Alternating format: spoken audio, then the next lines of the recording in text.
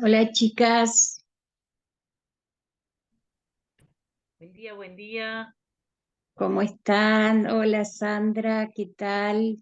Estamos ¿Cómo estás? bien, Hola, buen bien. día. Buen día. Hola, ¿cómo estás? ¿Qué tal? Bien, Buen día. gracias. Buen día. Buen día, Buen ¿qué día. tal? Muy buenos días a todos, ¿cómo les va? Muy Buen bien. día.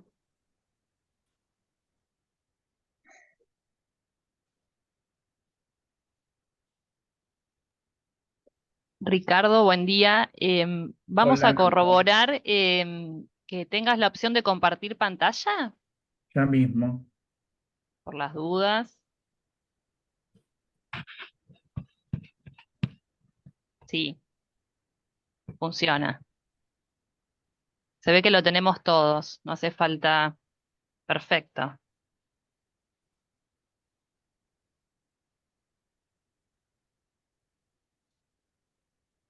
ver. Ya, por lo que vi, ya comenzó a grabar desde el inicio. Vamos a pausar la grabación, porque toda esta parte, ¿no? ¿Qué les parece? Sí, Igualmente, si tenés la opción de empezar a grabar cuando empieza a Vamos a hablarles pausar. a todas y a todos, Perdón, puse a bienvenidos. grabar. Gracias por acompañarnos en este primer encuentro del ciclo de encuentros de este año. Queremos agradecer a las autoridades del colegio también que siempre nos acompañan y apoyan. Este año tenemos proyectado realizar 3 encuentros. Este es el primero, el sábado 22 de mayo, perdón, de junio, en el mes de la toma de conciencia contra el abuso y maltrato de las personas mayores. Vamos a hablar sobre violencia hacia las personas mayores, y el último encuentro, que va a ser el 24 de agosto, el tema va a ser la entrevista a domicilio desde 3 puntos de vista: el psicogeriátrico, el social y el psicogerontológico. Bueno, les quiero contar que este año la comisión está cumpliendo 10 años. 10 años de trabajo ininterrumpido, y la verdad que las que estamos desde el principio nos sentimos felices, orgullosas, porque si bien somos un grupo pequeñito, somos comprometidas en este trabajo, y en este recorrido intentamos deconstruir mitos, prejuicios y viejismos hacia esta etapa evolutiva, intentando concientizar acerca de la importancia de la formación para trabajar con las personas mayores, y abordando al paciente mayor con una mirada psicogerontológica y por lo tanto interdisciplinaria. Promovemos el envejecimiento activo y saludable, y tratamos de formar e informar para lograr una calidad de vida en las personas mayores. Voy a aprovechar este momento para invitar a las personas que trabajan con mayores y quieran compartir con nosotras, con la comisión, el trabajo que están haciendo o que han hecho. Si quieren escribirnos al mail y nos cuentan cada una su experiencia, como un modo de poder lograr un intercambio en el que nos enriquezcamos, tanto eh, unos como los otros. Si nos llegan a escribir, en el asunto del mail pongan trabajo con personas mayores para que nos sea más fácil la recepción.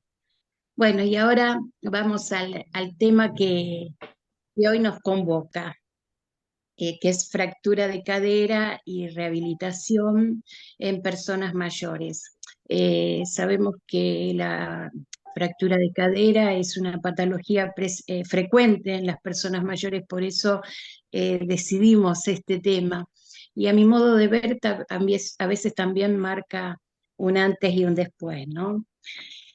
Bueno, y para hablar de este tema tenemos un invitado de lujo, porque la verdad que el licenciado Ricardo Fachín nos ha acompañado el año pasado y nos acompaña desinteresadamente. Es kinesiólogo, es licenciado en kinesiología y fisiatría, es, es docente en de la licenciatura de Kinesiología y Fisiatría de la UNLAM y es amigo de la comisión. Este, eh, Ujú. Queremos agradecerte, Ricardo, todas las integrantes, pero especialmente en nombre de Estela Vivanco. Así que Gracias, Alicia. somos todo oído. Bueno, ya arrancamos con información que Arrancamos. puede...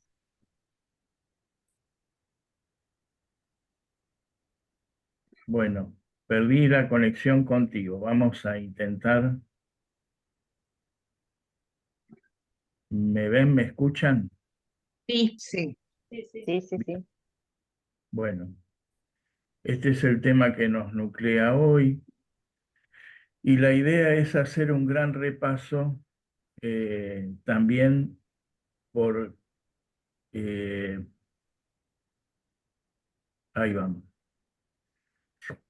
Les decía, entender un poco el tema de las fracturas ya desde antes de que éstas se produzcan. Y podemos decir que la fractura de cadera es una urgencia. ¿Todos me escuchan bien? Sí. Sí. Ah, Sí, fenómeno. sí. Es una urgencia quirúrgica por dos razones. Primero, porque hay una gran hemorragia en la zona sumada a otra hemorragia que produce un golpe,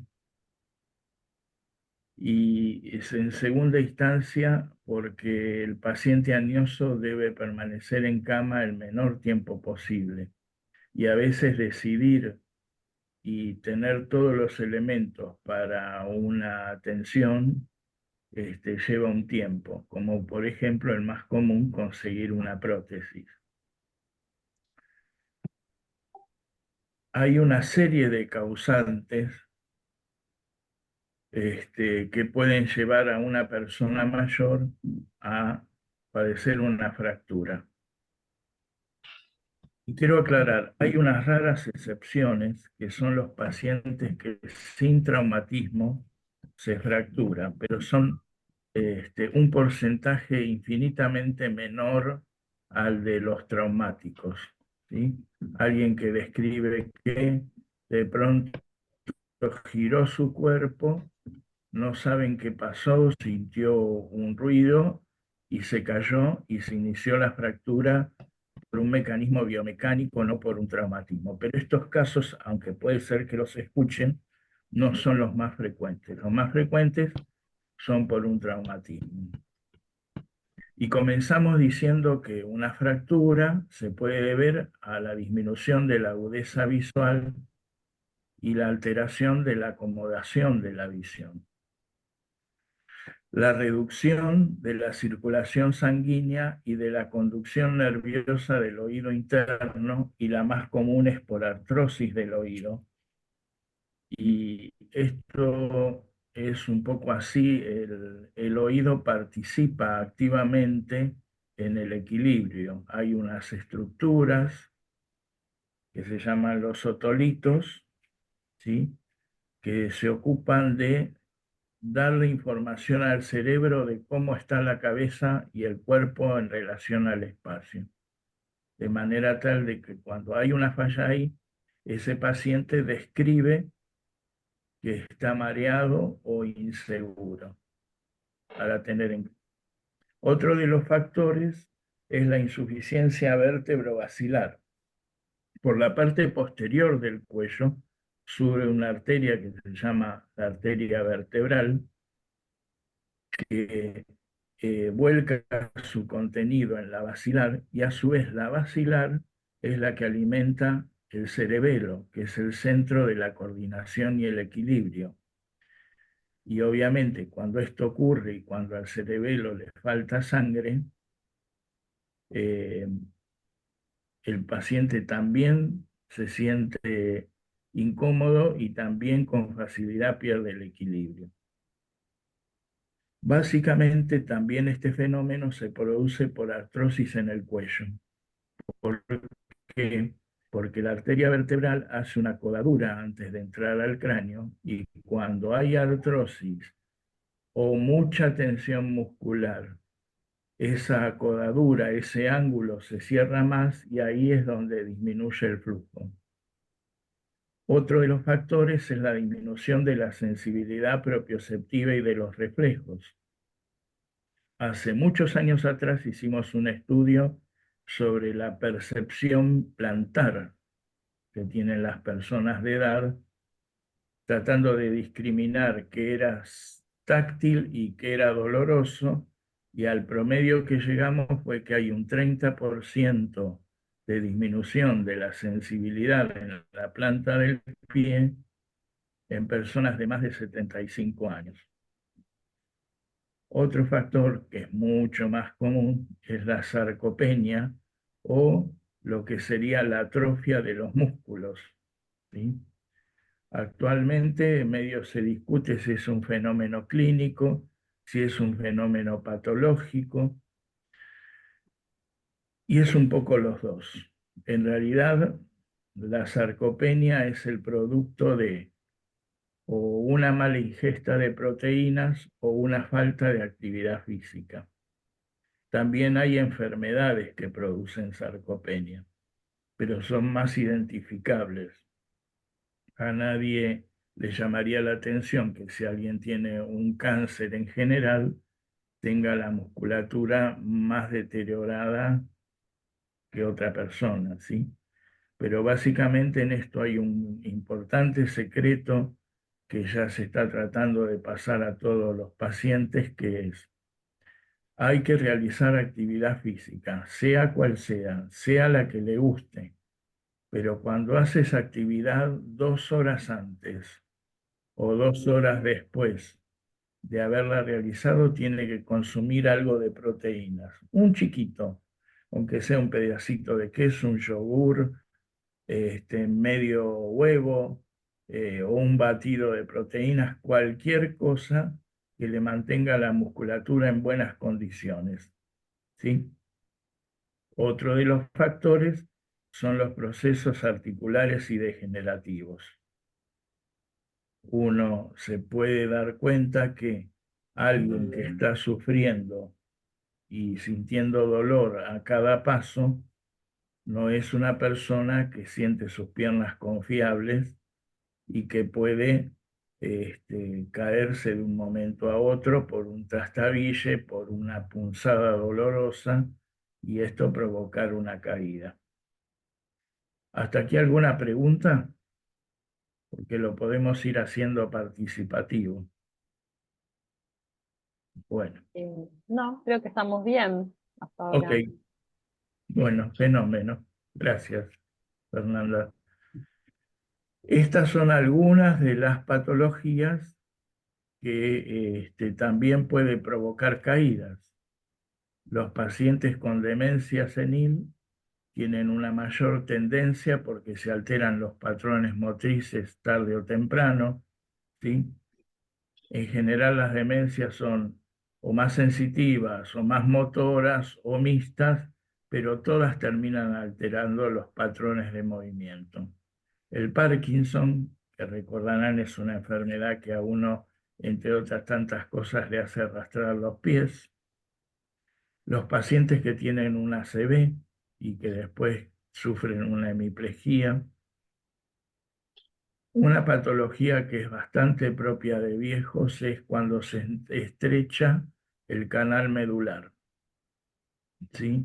Esto comprime la médula espinal, la médula que transmite los impulsos eléctricos a todo el cuerpo, y esto genera debilidad, de manera que es a veces un desafío entender si la debilidad se debe a un proceso muscular, se debe a un proceso de orden neurológico, ¿sí?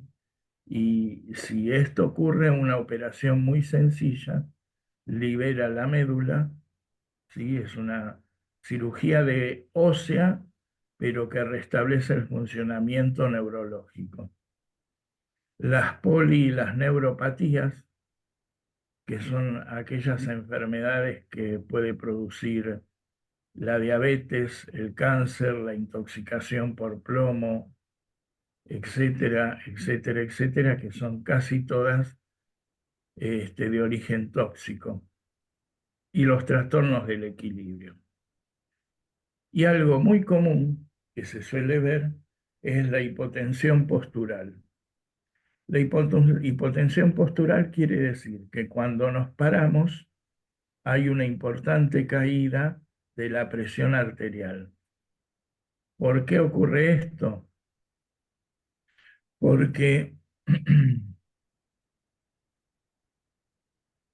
porque al incorporarnos de la cama hay más o menos unos 700 centímetros cúbicos que deja el tórax para bajar al abdomen y a las piernas. Y el cerebro acusa esta falta, esta disminución de la volemia. Tiene una serie de mecanismos compensadores, ¿sí? Que es aumentar la frecuencia cardíaca y aumentar la resistencia de la sangre para el paso de las arterias, poco a poco ir volviendo a generar la cantidad de sangre que necesita el tórax y el cerebro. Y bueno, después hay mecanismos de control del agua y del sodio. Esto fue lo que expliqué, ¿sí?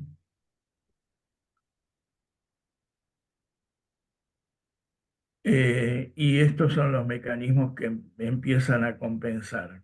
Cuando el paciente percibe mediante los mecanorreceptores que luego vamos a ver que hay menor cantidad de sangre, que hay menor tensión arterial, empieza a generar una reacción que es aumentar la fuerza de contracción del músculo cardíaco y sube la frecuencia. Los primeros en participar en este fenómeno son los vasoreceptores. Los vasoreceptores están dentro de la pared de la arteria, son sensibles a las variaciones de presión. Estaría más o menos ahí. Cuando la presión de sangre de aquí aumenta, este vasoreceptor es apretado y manda una información de que la tensión arterial está alta. Cuando la presión es poca, este vasoreceptor se distiende y manda información como que está bajando la presión. La ubicación de los vasoreceptores más importantes se encuentran en las carótidas y en la... A ver, tengo un láser acá. Bueno, no lo veo. Si vas, vemos tu cursor, así que si vos vas apuntando. Macanudo. Bueno, gracias, Fernanda. Y en la arteria aorta, que es la arteria más importante que deja el corazón para llevar sangre arterial. Entonces, estos mecanismos activan un centro que es vasomotor, que es el que provoca el aumento de la presión por compensación, y un área cardioinhibidora que cuando la presión ha llegado a un nivel normal, le pide al corazón que deje de latir tan fuerte, de contraerse tan fuerte y provocar economía.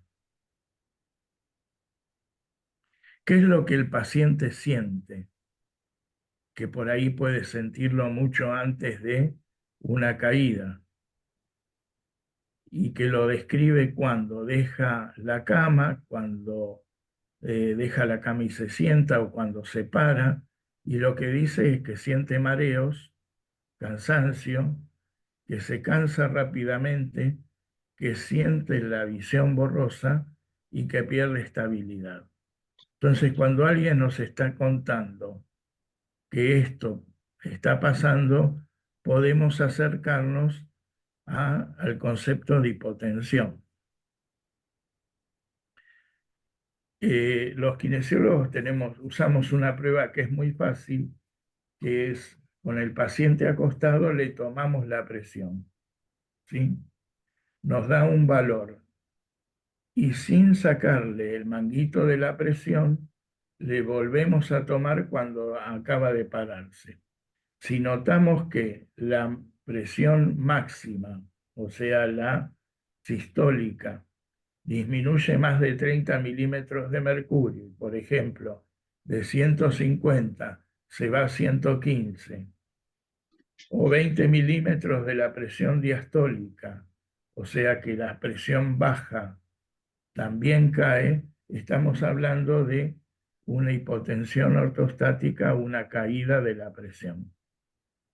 Pero además, hay veces que pasa desapercibido para el clínico que existen drogas hipotensoras y el paciente pide para una cosa, pide para otra, lo va medicando y resulta que cuando nos queremos acordar está tomando diuréticos, tranquilizantes o hipnóticos o antidepresivos o vasodilatadores. Esta levodopa se da para los parkinsonianos, los beta bloqueantes para las personas que son hipertensas, los antihistamínicos ya los conocemos todos, y el alcohol, bueno, es la bebida que cada uno toma, ¿no?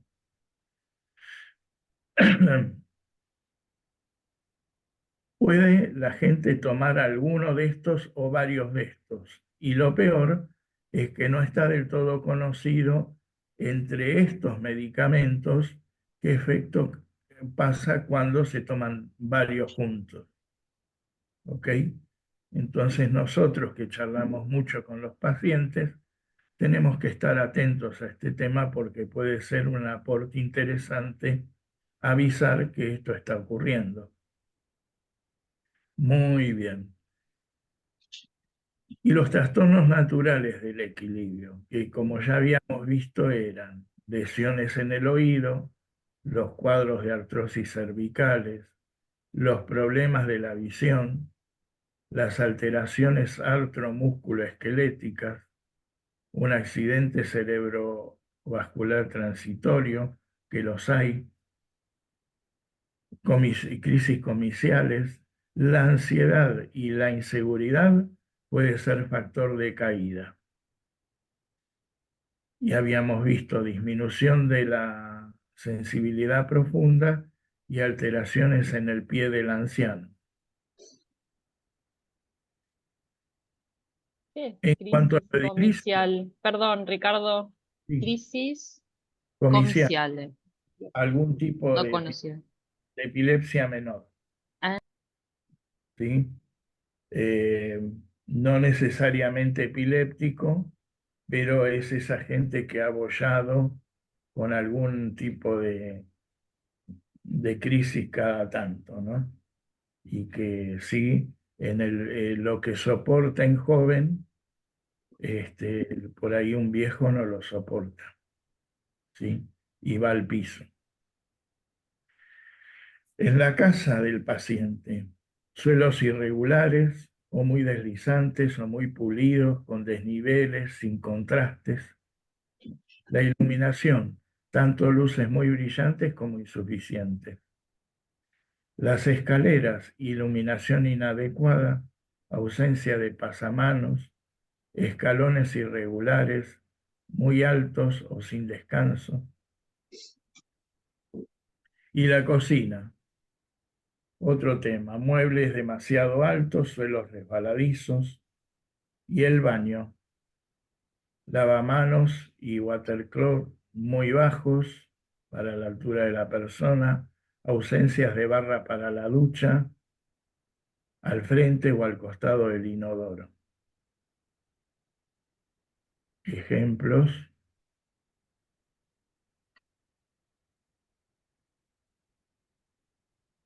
las alfombras críticas, El peligro del baño está lleno de objetos duros y en poco espacio, de manera que una caída puede resultar en una fractura o en algo más, lamentablemente. El dormitorio, cama muy alta, baja, cables sueltos, objetos desordenados en el suelo, la presencia de mascotas, ¿sí? A mí cada tanto uno de mis gatos suele cruzarse delante de mis pies y termino o pateando el gato o medio trastabillando yo. Y la presencia de muchos muebles.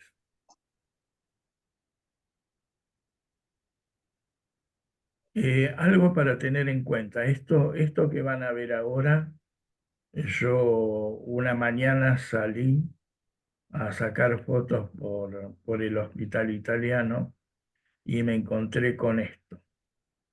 Dos comentarios. Llegar a los pies con los años se vuelve más dificultoso para para su propia higiene y termina siendo una zona olvidada del cuerpo. Así que miren ustedes, esto por ejemplo es un vencimiento del arco anterior con un halus valgus y un dedo en martillo. Esto es un hongo y da una forma que se llama onicogrifosis, ¿sí? Que es una uña en forma de canilla.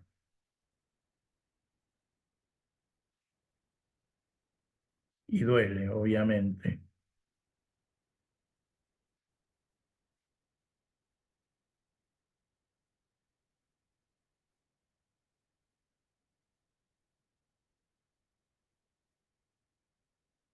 Muy bien.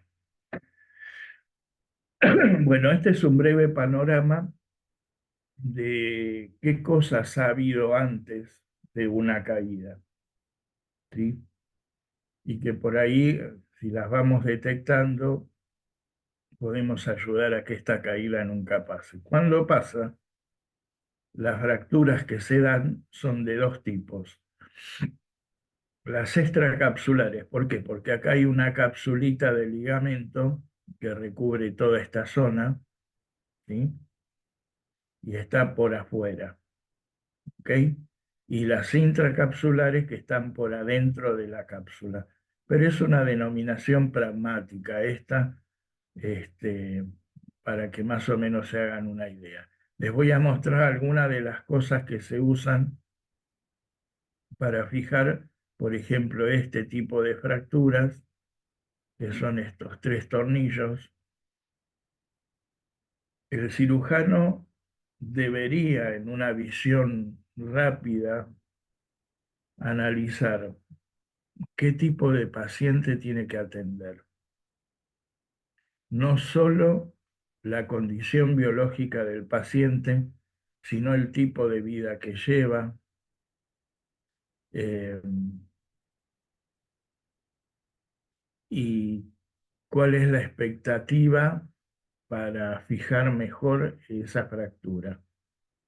En realidad, lo que ha habido, que ha mejorado mucho es la formación de equipos eh, de fracturas, por lo menos de fracturas de cadera, donde el equipo es amplio, hay un psicólogo, hay un kinesiólogo, está un clínico, una enfermera hábil, un traumatólogo, de manera que cada uno enfoca una serie de aspectos de dónde vive, cómo vive, qué cosas hacía y bueno, cuál es el estado de salud del paciente. Y uno puede ir resolviendo desde el momento que llega la persona con una fractura, qué está pasando ahí y cómo devolverlo a la casa. Esto es muy importante, pero no existe en todos los lugares. Veamos. Esto es lo que les mostré antes. Este es otro tipo de clavo placa, donde se fija la fractura. Esta es una de las prótesis que a veces se eligen, apoyadas en el cotil original, y otros traumatólogos, según el estado de esta cadera desde el punto de vista reumático, decide cambiarla toda. Veamos una cosa, este tipo de fijación tiene un costo biológico muchísimo menor que este, ¿ok? Pero este tiene una indicación muy precisa, que es alguien que ya tiene artrosis de cadera, se lo resuelve de una sola vez y es un paciente que puede caminar a la brevedad, 2 días después de haber sido operado. En cambio, estos son tipos de fijación que debe ser esperada la osificación del trazo de fractura, lo cual no quiere decir que el paciente no pueda caminar, lo hará con andador, con bastones, con muleta, depende de las habilidades que tenga esa persona añosa, ¿ok? Pero la rehabilitación de este tipo de casos es más tórpida que la de este. Sin embargo, no todo el mundo puede tener este tipo de operación, porque no tendría sentido tampoco. Esta es otra forma de fijación.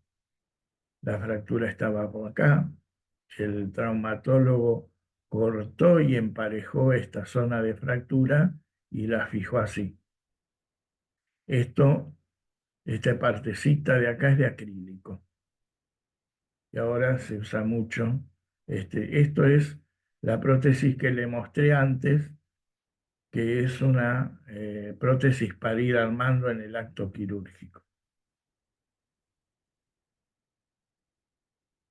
Acá está ese tipo de prótesis recién operado, que queda bastante inestable, y acá es lo que pasó cuando ese paciente hizo fuerza de más y rompió 2 tornillos y se desalineó. ¿Mm? Ese es otro tipo de prótesis.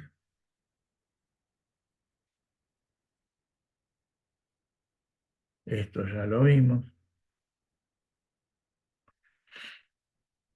Esta es más o menos la forma de una de ellas en detalle.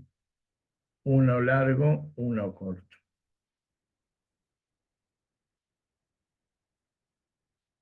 Esta es la variedad que existe, ¿sí?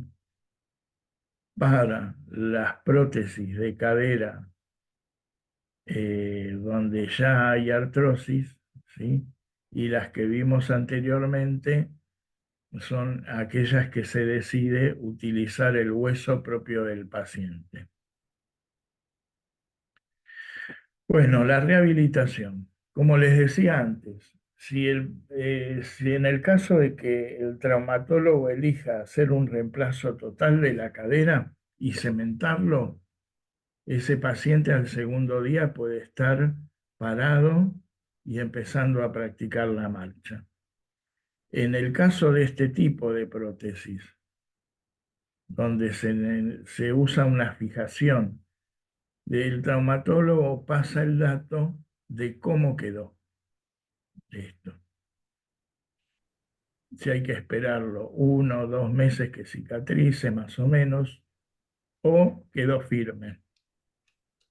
En el caso de que la prótesis haya quedado bien, el paciente comienza a caminar sin descarga, que de esto se trata en definitiva. Volver a la descarga o evitarla hasta que el hueso osifique. ¿Mm?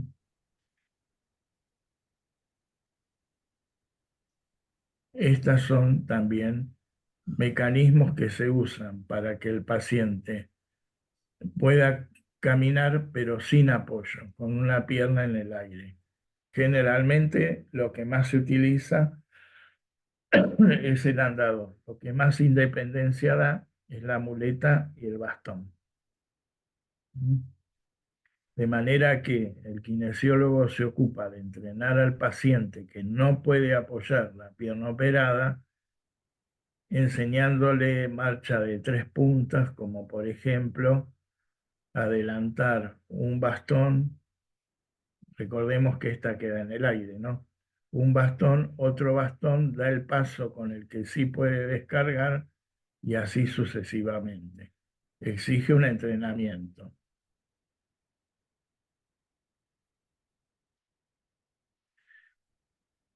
Y más allá del fortalecimiento que provee el kinesiólogo, recuerden ustedes que es un paciente que tiene que estar bien alimentado para generar músculo. El concepto es así. Durante la actividad, antes o después, hay que consumir proteínas. Si uno no consume proteínas, el músculo se emacia. Si uno consume proteínas a la noche y se va a dormir, el músculo no crece. Este es un concepto importante. Y el otro concepto importante es la prevención. Siempre que se pueda, hay que estimular a la gente a que haga algo. Después de muchos años de trabajar, yo no recomiendo que le digo a la gente que elija lo que le guste. Es preferible que empiece a hacer alguna actividad, que a lo mejor no es lo ideal, pero que puede sostener por muchos meses o años, a que vaya forzado, por ejemplo, a hacer yoga, que se aburre y que lo deje a los 3 meses. ¿Mm?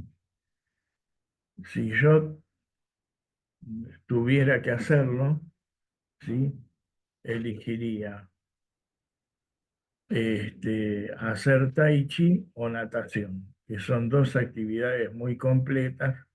En este caso, también para aquellos que se han operado la cadera, la natación ofrece un movimiento muscular importante sin descarga.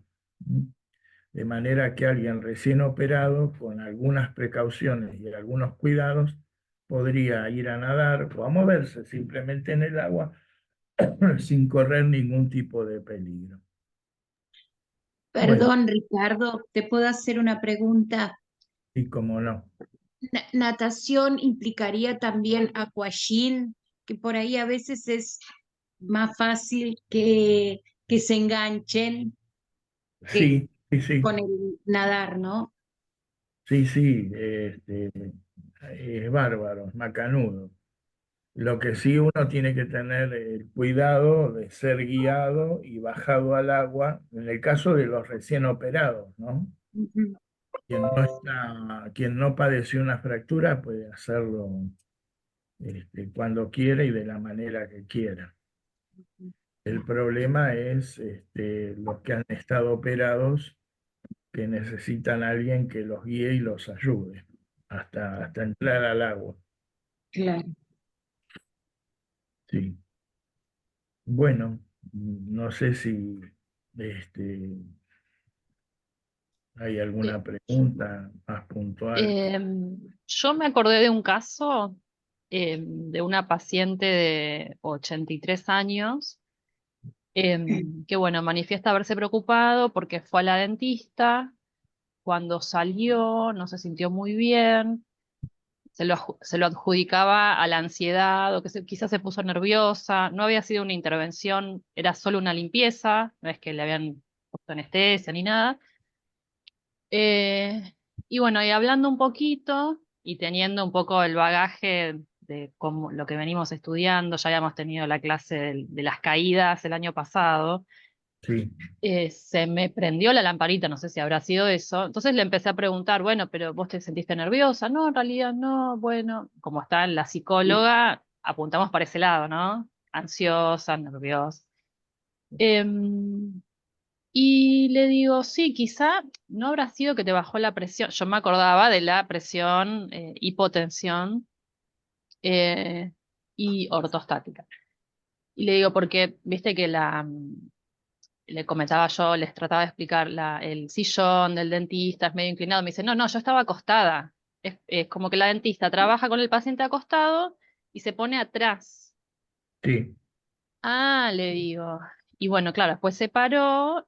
Yo no sé si fue esto, pero bueno, después dice que se sentó en la sala de espera, esperó que pase un paciente, que pase otro, como que no lograba recuperarse, se sentía mareada, rara, como que no se sentía como para volverse caminando a su casa.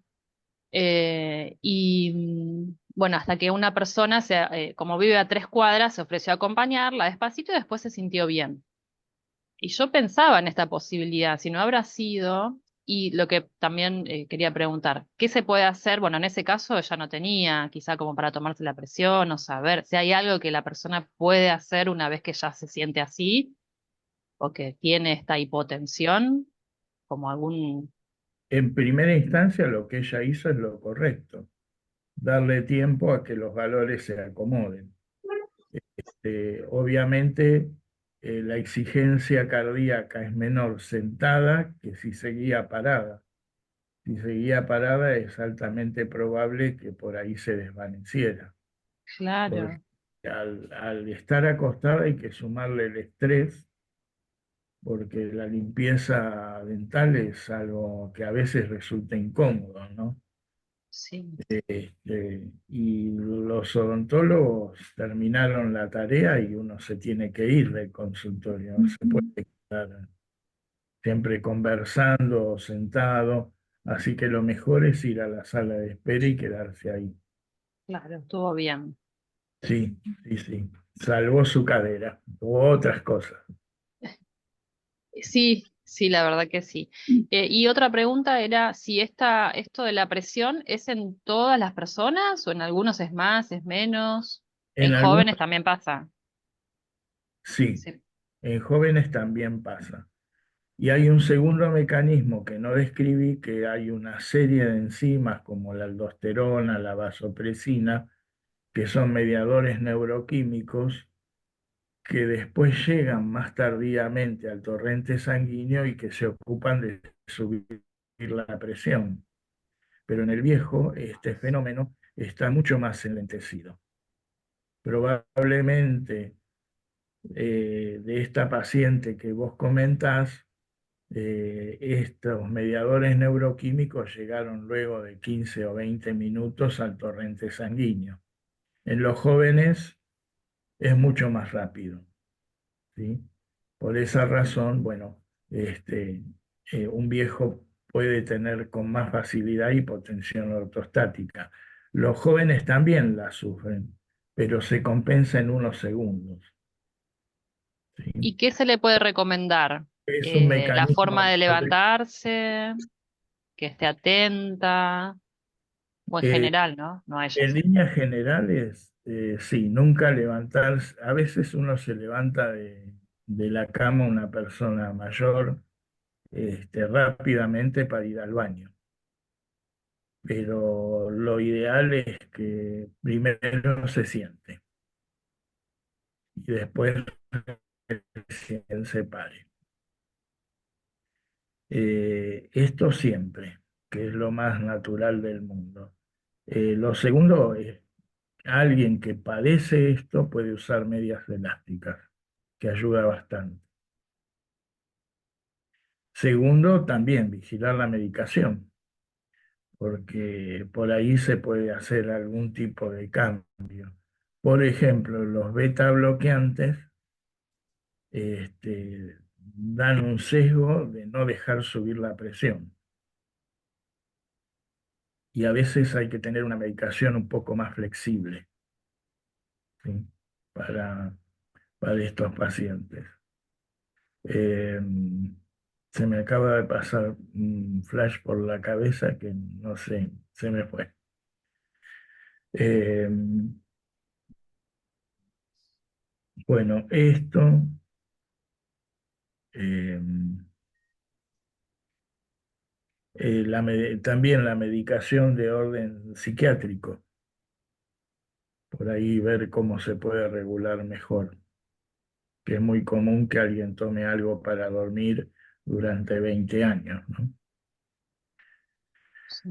Eh, bueno, habíamos dicho las medias elásticas, ejercicios y tratamiento kinésico. Hay algunas formas de reactivar la sensibilidad plantar y de mejorar la musculatura de las plantas de los pies.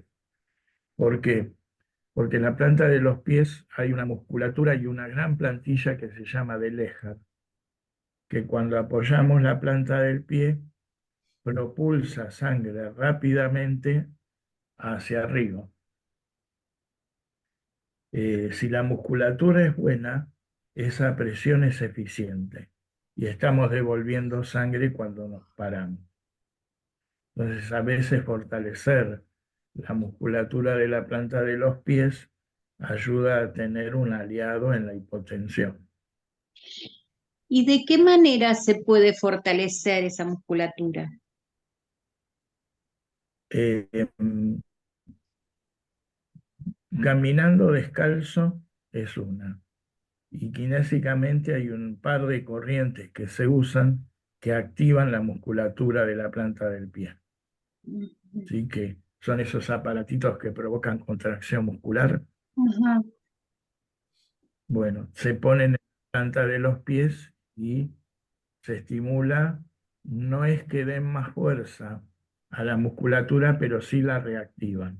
claro. Porque nosotros vimos unas fotitos de pies de personas mayores cuya estructura es muy rígida. Entonces, si es muy rígida y no hay flexibilidad, no hay tanta actividad muscular, sino básicamente es un apoyo eh, rígido de la planta del pie.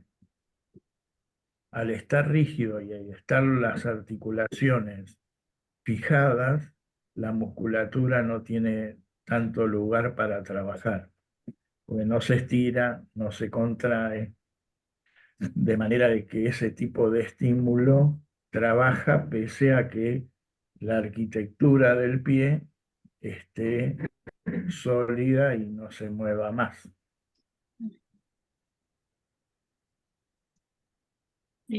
Gabriela levantó la mano. No sé si tenés alguna pregunta. Sí, sí, quería hacerle una pregunta, porque trabajando en residencias de Hola. adultos mayores, ¿qué tal? Encantada, la verdad que excelente su exposición. Me ha sucedido Gracias. de, por ejemplo, llegar y ver a una paciente o un paciente que está en silla de ruedas y al empezar a indagar a qué había sucedido, me dicen, tuvo rotura de cadera. Pareciera como que, bueno, que dentro de la institución hay que trasladar a la persona en silla de ruedas y después resulta que llega a la habitación, se levanta de la silla. Entonces, mi pregunta es la siguiente, ¿qué tan contraproducente es esto, ¿no? Del uso de la silla de ruedas para el resto de los espacios que no es su lugar íntimo de la habitación o de la habitación al baño? Yo tenía esta idea de que, bueno, esto se va a tornar en algo que va a ser irreversible en un punto. Pero la pregunta sería esa, si es adecuada la utilización de esa silla de rueda para el traslado dentro de la institución o habría que reforzar esto de que, bueno, si se puede manejar con un andador, no llegar a la instancia de la silla de ruedas, porque a mí me daba la sensación La de que es se- como un vaivén hacia atrás. Ahí claro, está mi pregunta. la segunda opción, como vos decís, es la correcta. Y de ahí faltó alguien que dijera, vamos para este lado, Sí, ¿no? porque a mí me suena más a una comodidad institucional y un problema importante para el residente, Tal cual. el uso de la silla, ¿no? Cuando no El está uso de la silla en una primera. listo. Hola Mario, buen día. Sí, quiero hacer una pregunta después. El uso de la silla es lo adecuado en una primera instancia. Después tiene que haber gestos rehabilitatorios, terminar de sacarlo de la silla. Igual, a veces Bien, uno ve que está normatizado el hecho de que un viejo esté en la cama a veces, y por ahí no es algo normal, es algo que queda así. Es como que, claro. bueno, no, sí. El tema es así, como decíamos antes, una cadera debe ser rehabilitada en función de la prótesis que le pusieron y de la condición del paciente en toda su evaluación, ¿no es cierto? Que esto lo hace el médico geriatra. Eh, y después ver qué es lo que puede hacer el kinesiólogo. Primero para Bien, sacarlo de la cama, después para sacarlo de la silla de ruedas. perfecto. Muy bien, muchas gracias.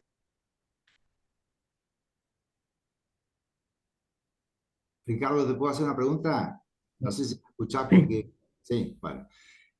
Bueno, primero, felicitarte en lo poco que vi de la charla, porque la verdad me dormí y lamento muchísimo. Me acosté tarde ayer y no pensé que me iba a dormir. Lo que escuché me pareció muy, muy lindo. No se me ocurrió ahora, se me ocurrió, lo hubiera invitado a la charla, ¿viste? Pero me olvidé. Y ahora todo. Me claro. felicito, lo que vi de Bueno, la charla espectacular, hermosa, Ricardo. de cualquier manera me acuerdo de él. Si en algo puedo ayudarlo, con mucho gusto. Bueno, gracias, gracias. Judith tiene la mano levantada también. Sí, Sí, mi pregunta iba a cómo trabajar con una paciente que empieza a presentar mucha resistencia a la rehabilitación kinesiológica. Em, Porque me pasó con una conocida que se cayó, tuvo fractura de cadera, tuvo su cirugía, tuvo todo, y después cuando venía el kinesiólogo lo echaba, se peleaba, lo echaba. Finalmente terminó en silla de ruedas, nunca volvió a caminar porque se peleó con todos los kinesiólogos que venía, y nunca pudo lograr su marcha nuevamente porque no aceptaba el tratamiento ni hablar psicológico, pero no aceptaba un tratamiento de kinesiología y nunca recuperó marcha.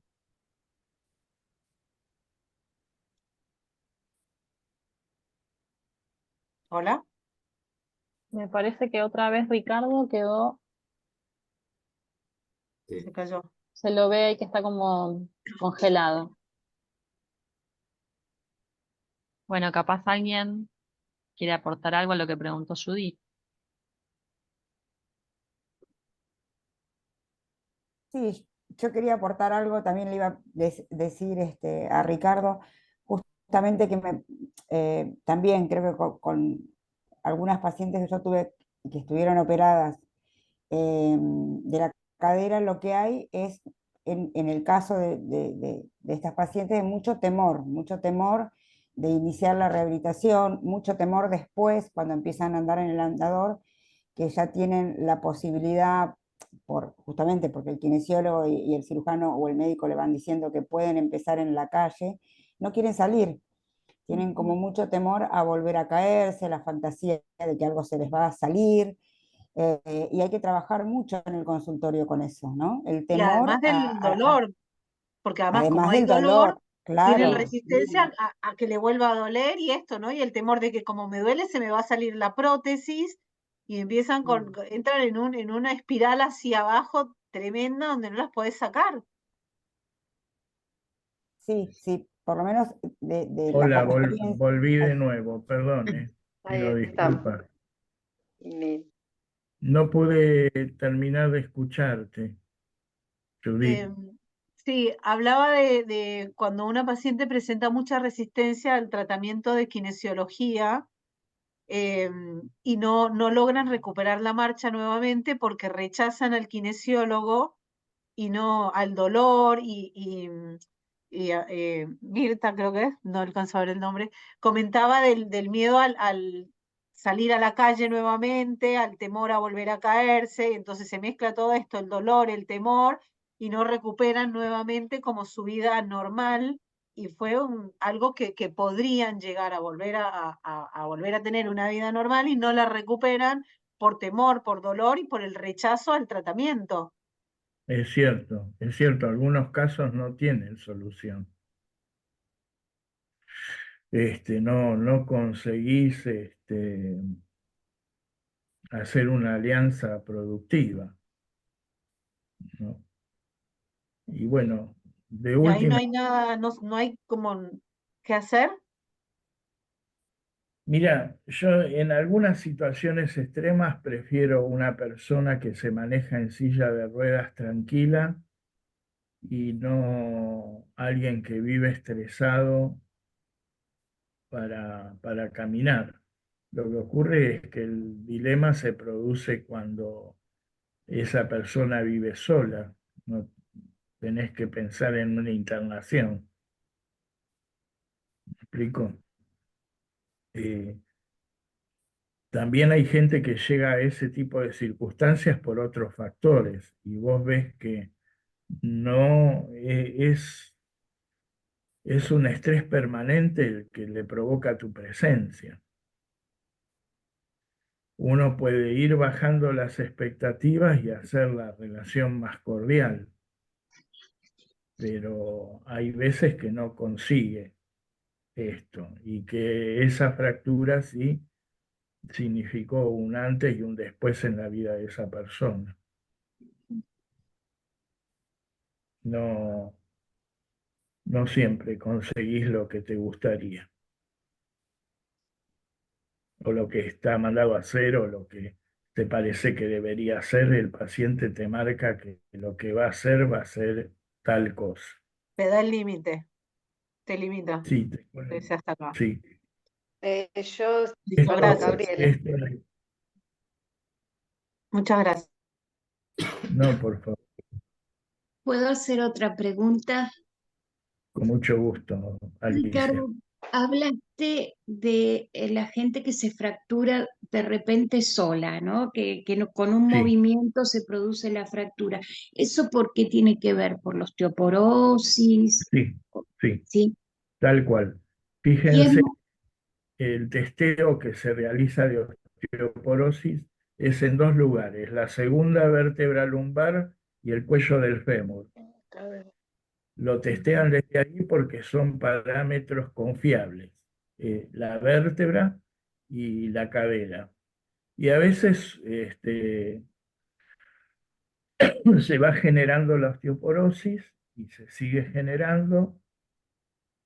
Dicen que es indolora la osteoporosis, pero yo creo que en algunos casos el paciente que tiene osteoporosis siente dolor de huesos, ¿sí? Ujú. Pero efectivamente un día hizo un movimiento de rotación extrema volcándole peso al cuello del fémur y se fracturó. Pero felizmente les diría que lo he visto de 300 casos, uno. Ujú. El paciente describe esto. ¿Y tenemos más prevalencia las mujeres para la fractura de cadera por la osteoporosis o Sí, para una caída que el hombre? sí, sí, sí. 7 mujeres de cada 10 tienen osteoporosis. En el caso de los varones también existe osteoporosis, pero el porcentaje es mucho menor por año de caída de la densidad ósea. Sí, básicamente después de la menopausia, ¿no? Claro. En los varones también pasa después de la andropausia, pero en menor escala. Igual que la caída de la musculatura. El varón va perdiendo un 1% después de los 30 años, ¿sí? De manera que llega a los 70 con un 40% menos de valores musculares. En la mujer se produce todo de golpe después de la menopausia. Y la solución es la actividad física, ¿no? Hacerse un ratito para moverse, alimentarse bien. No, no hay. Gabriela, habías levantado la mano y después Sí, Fernanda. sí, volviendo un poquito a la pregunta que había hecho Judith anterior, estaba pensando que, por supuesto, que la condición física y el entorno coadyuvan para que haya una caída, en este caso vamos a ponerlo de ejemplo, un accidente, pero también yo soy psicóloga, ¿no? Entonces, bueno, uno piensa en la condición subjetiva en ese momento, en qué está viviendo el paciente, más allá de si está en familia, si está solo, qué dilema tiene interno, para que realmente ese accidente se produzca también, ¿no? Porque la persona como sujeto está implicada en ello. Eso es lo que me quedé pensando cuando Judith pregunta, porque uno dice, bueno, ¿por qué se va a negar a estar saludable si ha pasado por un traumatismo tan grande, ¿no? Y bueno, Claro, y es ahí donde tiene que jugar la interdisciplina y ver a ver con qué actores uno puede intervenir. Quizás no es un claro. psicólogo directo, pero si hay un asistente o un cuidador, lo que fuere, e ir maniobrando para que la persona pueda, digamos, que se pueda destapar en ella qué es lo que hace que quiera quedar en un estado minusválido a consecuencia de ese accidente, cuando en realidad puede estar un poco mejor. Claro, Es- indudablemente si dispone la persona de un equipo interdisciplinario, es más fácil para todos, ¿no? claro, claro. Pero uno ve Claro, que muchas veces estás muy solito. claro, perdón, el tema es que Exactamente. lo acepte porque esta persona tenía a su disposición lo que quiera y no aceptaba absolutamente nada, no quería nada y el tema del dolor hacía que ella tuviera una negativa rotunda fue una persona que fue trabajadora social eh, durante toda su vida, entonces de alguna manera trabajó en hospitales durante mucho tiempo y desestimaba completamente la labor del kinesiólogo y le decía todo el tiempo que no sabía nada, porque le hacía doler. Y eso hacía que el trabajo del kinesiólogo quedara totalmente desestimado y lo echaba y le decía que él no sabía nada porque le generaba dolor y no podía trabajar. Y vinieron muchos kinesiólogos y no hubo forma en que trabajara y si se le ofrecían otro tipo de terapeutas, ella tampoco los aceptaba. Ella Comprendo. no, no, no, no, Claro, no tenía, no es que no estaba sola, tenía a su disposición lo que ella quisiera, lo que necesitara. pero no, Como ella no lo aceptaba. me Un hace trabajo más acordar interno, al sí. caso de aquel diputado radical llamado Jaroslavski. ¿Mm? Jaroslavski se empeñaba en fumar adentro del hospital italiano y echaba a cuanto kinesiólogo se acercaba. Y lo mandaron a Cuba al ostracismo, a un régimen más de tipo militar, y fue la única manera donde lo sacaron caminando. Después volvió a la Argentina con bastones canadienses y volvió a la misma instancia, ¿no? No sé, son cosas verdaderamente que tienen que ser analizadas muy Más, puntualmente. más desde el punto de su personalidad. Sí, de su personalidad, tal cual. Y bueno, no sé qué experiencia habrá tenido Judith, esta persona que no le gustaba ningún kinesiólogo, ¿no? Sí, no, ella como había trabajado en salud, se sentía que tenía toda la autoridad para Claro. echarnos a todos. De Y hecho, se enojó uno se con todos. plantea por qué no le daban medicación para el dolor, porque existe, o sea, si calman a un paciente que está dolorido por cáncer con algunos fármacos, ¿por qué no pudo tomar ese tipo de fármacos ella y pasarla bien, ¿no? No, A lo- pero era en el momento del tratamiento kinesiológico el dolor, o sea, ante el movimiento que le proponía el kinesiólogo que le generaba el dolor. Entonces claro, ahí chau, se enojaba. bueno, Fernanda, Un María caso Fernanda, interesante. Hola, ¿qué ¿tenías tal? una Buen día. pregunta? Sí. Sí, hola quería hacer María una Fernanda. consulta. En la etapa inicial de la marcha parkinsoniana, ¿cuál sería la intervención más adecuada para evitar una caída? Bueno, el paciente parkinsoniano tiene una cara como que fuera tonto, pero ninguno es tonto, es solo la cara de jugador de póker. Y uno puede hablar del miedo con el paciente parkinsoniano, que es un gran este, elemento coexistente con la rehabilitación. Sienten miedo por todo, sienten miedo y se paralizan al pasar el marco de una puerta. Y Bien, pero me refería más en la parte del entrenamiento, en la parte de un plan de ejercicio. ¿Cuál sería la son intervención más adecuada en la marcha? ¿Cuáles serían ejercicios lo que de sí tenemos que tener en cuenta? O sea, trabajar en coordinación con escaleras, trabajar coordinación, en una primera instancia, fortalecimiento del psoas ilíaco contra resistencia. bien, Es la musculatura que provoca la flexión de la cadera en primera instancia y lo acompaña la rodilla y el pie, porque la tendencia del parkinsoniano es a fijarse contra el piso sí, y arrastrar los pies. De manera que el gran trabajo es enseñarle y ayudarlo a que doble la cadera y levante los pies. Y bueno, mucha práctica y hay medicación que ayuda para esto y la ejercitación es fundamental. ¿Mm? bien. Y después ejercicios de coordinación y equilibrio.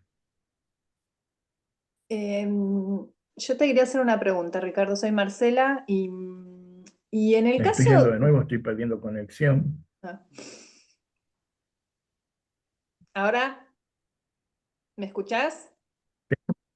Sí, En el caso pero de los... la fractura de vértebras por osteoporosis, ¿no? En personas de mayor Sí, edad, que sí. yo veo que también hay algunos pacientes que comentan esto. Yo tengo una paciente que comentó que se le fracturó de forma espontánea, como vos decís, y el doctor la mandó a usar un corset. ¿Pero hay algún tipo de tratamiento o no? ¿Es eso solo Bueno, sí, hay una inyección de metacrilato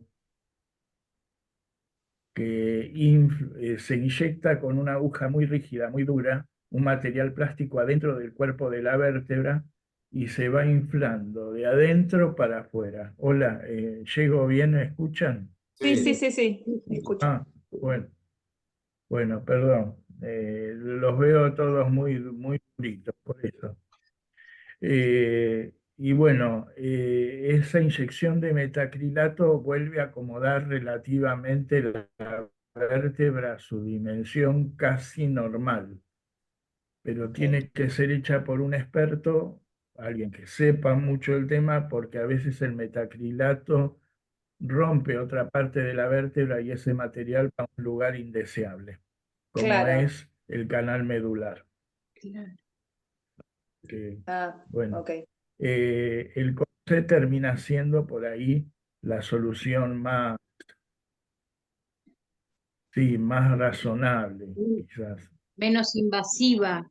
aunque no es nada cómodo y hay que usarlo por 6 meses hasta un año hasta que todo eso fragüe bien. Claro, Es un claro. problema ese. Sí, sí, muchas mujeres. Sí, sí, conozco el tema porque mi hermana también lo padeció.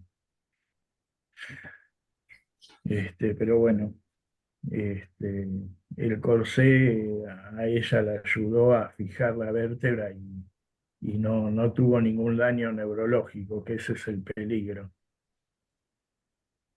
Porque habíamos hablado antes entre las causas el canal estrecho medular.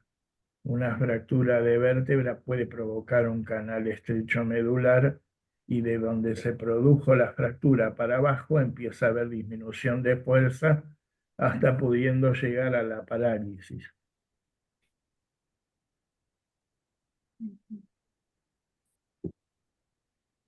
¿Perdí conexión? No, No, también. No, estamos. no, Ah, gracias. bueno. Sí, como para tener, o sea que es una, ¿no? Es complejo porque puede llegar a, digamos, hay que ver cómo evoluciona, sería, ¿no? O sea que con el Sí, corset. bueno, es un tema de cuidado, indudablemente. Pero digamos, el corsé es una solución razonable. Lo otro hay que tener, que estar en manos de alguien que sepa muy bien manejar el metacrilato. Sí, sí, que no creo que quiera ponerse eso, pero bueno, nada, eso. Esperar la evolución Sí, de entre 6 meses a un año sería. sí, sí, sí. Estar con el corsé por lo menos para caminar, usar el corsé durante 6 meses, un año. Mm. Ok. Gracias. Y obviamente, y esto fue una casualidad que le encontraron la osteoporosis, buscar la manera de estimularlo y ayudarlo, ¿no? Este es un caso, por ejemplo, donde la natación o el aquagym ayudaría al paciente, además de toda la conducta médica, farmacológica.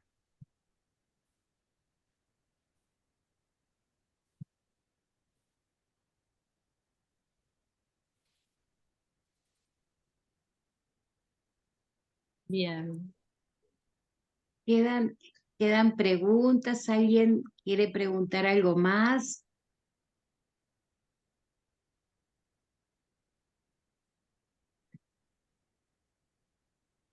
¿Del Power ya estaba todo, Ricardo? ¿Del PowerPoint? Sí, sí, Ah, ok. sí, el No, Power sí. solamente yo quería decir, me parece que es tan importante lo que vos decís respecto del ejercicio, que es lo que uno más puede aconsejar y realmente hay como, es un tema en el cual yo veo que hay mucha respuesta a la gente grande, el tema Sí, de incorporarse al ejercicio. Yo veo que en los gimnasios, por ejemplo, hay una cantidad de gente grande que es impresionante. No sé si porque son la mayoría, lejos la mayoría, y uno va a natación, por ejemplo, yo voy al gimnasio Grima, y es impresionante la cantidad de gente grande haciendo aquagym, haciendo natación, sobre todo mujeres, es muy notorio. O sea que no sé si están incorporadas hace muchísimos años, yo hace varios años que voy, pero me doy cuenta que es un área, una terapia, digamos, a la cual se incorpora cada vez más gente. O sea, hay gente que parece que se ha incorporado de grande a la actividad física. Eso es muy bueno. Así que ese es un punto muy positivo para la salud en general. No Es que solamente me parece que hay no la más osteomuscular, conciencia cada solamente vez. la salud, la sobrevida, la mejor calidad de vida y todas las enfermedades cardiovasculares, todo. Me parece que hay que apuntar mucho a eso. Hay más conciencia, me parece, Es que que queda en nuestras manos también, que no es que llega la vejez de repente, que uno puede, eso fuimos aprendiendo y vamos transmitiendo nosotros también, que uno ya desde joven, de mediana edad, ir planificando preparando, cómo claro. envejecer, ¿no? Y que me parece que Desde- eso se está cada vez más comunicando los médicos, bueno, las ciencias que estudian las vejeces.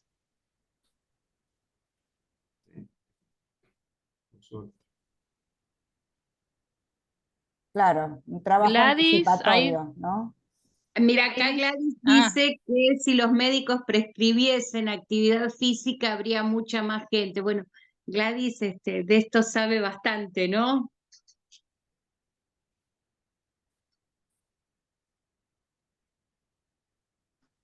Hola, buen día a todos. La verdad que Hola, sí, Gladys, ya ¿cómo vamos ahí. estás?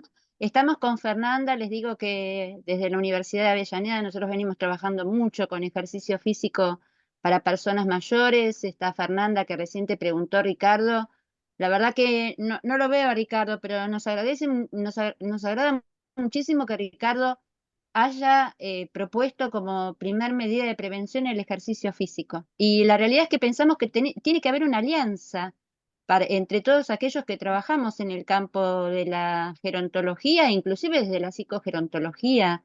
Ustedes como psicólogas, todos los que trabajamos, tenemos que hacer esta tarea conjunta de orientar a nosotras, las personas mayores. Yo soy una persona mayor y bueno, orientarnos para ayudarnos a elegir aquello que puede ser lo mejor para nosotros, ¿no? Y en general, la primer forma de solución de los dolores que tenemos y de los malestares que tenemos es la medicación, cuando en realidad hay un montón de otras alternativas.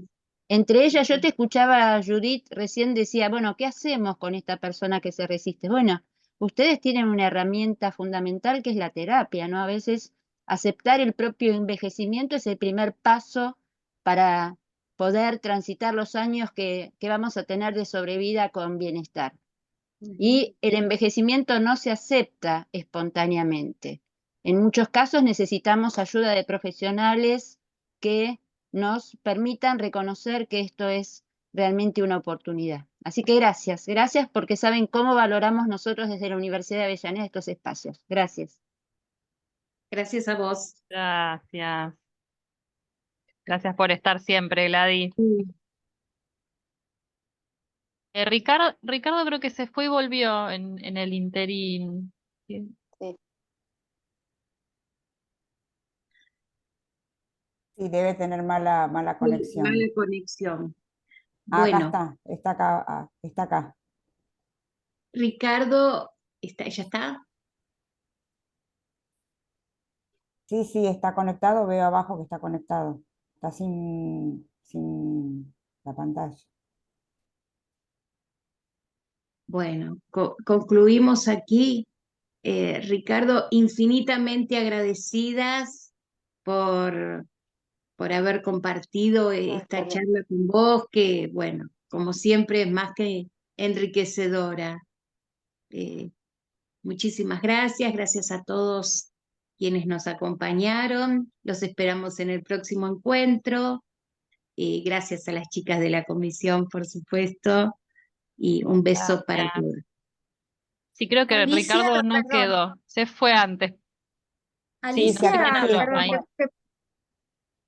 quería preguntarte si podés repetir los próximos encuentros, cuándo El, son vein- y el los temas. 22 de junio Sí. el tema es violencia. Nuestra invitada va a ser la licenciada Gabriela Bexina, que se especializa en violencia.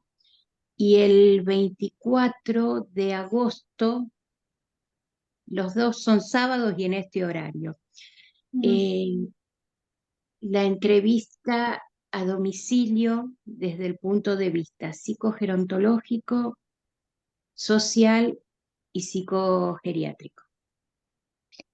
Igualmente los que están inscriptos quedan su mail para invitarlo. Cuando llegue la fecha, unas semanas antes volvemos como a invitarlos y ahí se hace de nuevo la inscripción como hicimos para esta primera vez. Así que van a estar informados. No sé, Natalia, si vos, cómo llegaste, si llegaste a mandar un mail o si no. Me, me avisaron, yo soy Ah, coordinadora en el programa de ayuda a sobrevivientes del Holocausto y nos sí, llegó a través vi tu de un correo. tallerista, Sí, bueno, este espacio y bueno, la población es obviamente gente, adultos mayores de entre 80 y 100 años, Claro. 105, así que estamos en pleno intercambio con ellos, con sus familias, sí, todo este recuerdo el tema. correo. O sea que escribiste un Sí, correo, así que vas a estar en la sí, lista de sí, distribución pero no para los la. conocía antes, claro, así que Ah, genial para poder estar sí, pendiente de los próximos encuentros. Muy sí, sí, interesante. sí. Sí, están las redes Muchísimas. también. Sí, Sí, está bueno estar en contacto. ¿Son de Bueno. Capital ustedes? Sí, sí, igual hay población sobrevivientes del Holocausto en todo el país. Hay sobrevivientes en Mar del Plata, en San Luis, eh, bueno, Moisés Ville, digo, hay en distintos lugares, pero básicamente trabajamos con 200 sobrevivientes y la Wow. oficina está en Capital. Sí, abogamos por su calidad de vida y bueno, hay talleres, espacios de socialización, hay 19 talleres, Nos así que, escribimos y así que nos bueno, mantenemos en contacto. sí, cualquier cosa estoy a disposición y si alguien escuchara acerca de algún sobreviviente, estamos constantemente buscando porque siguen apareciendo sobrevivientes del Holocausto y bueno, es nuestra intención poder acompañarlos, acompañar a sus familias, desde socialización y también desde temas económicos, así que bueno, si alguien tiene algún dato, siempre bienvenido y yo a disposición, por supuesto. Muchas Bárbaro, un gracias. gusto, gracias. Gracias. Bueno, y me anoto para los próximos, genial. Sí, Gracias. te esperamos, los esperamos a todos. Buenísimo, Bueno, muy interesante. Muchísimas Gracias. gracias. muchísimas gracias a ustedes. Buen Gracias, fin de gracias. semana. Muchas Que gracias. tengan lindo fin de semana a Gracias. todos. Bueno, saludos a todos. Adiós, Gracias. hasta luego.